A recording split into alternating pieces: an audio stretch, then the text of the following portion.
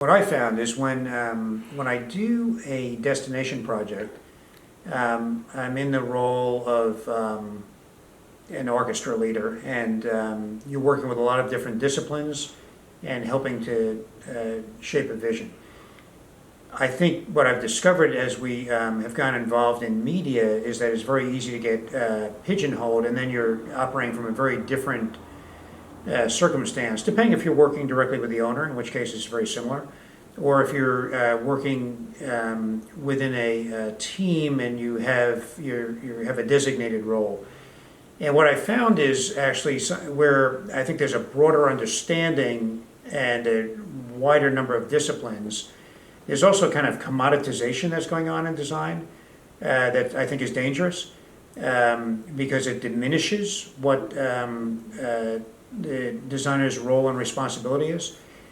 And I think that's where the push towards design thinking and the designer as playing more of an executive or directorial role is really important.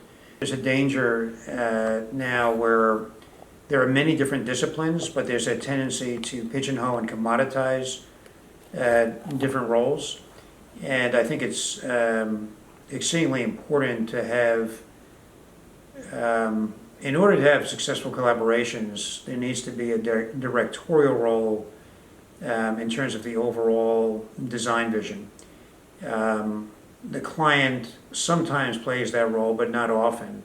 And so I think the recognition of the DEO, the Design Executive Officer from the client side, or a directorial role in terms of design thinking that drives these projects, these more complex projects, is really exceedingly important so that the work itself doesn't get fragmented.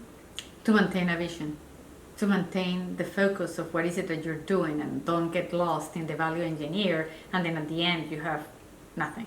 So you have to fight for it. So I feel that in design you're always fighting. You're always fighting somebody, and you're fighting for the client, because at the end of the day, is you're fighting for the vision that you were hired to do.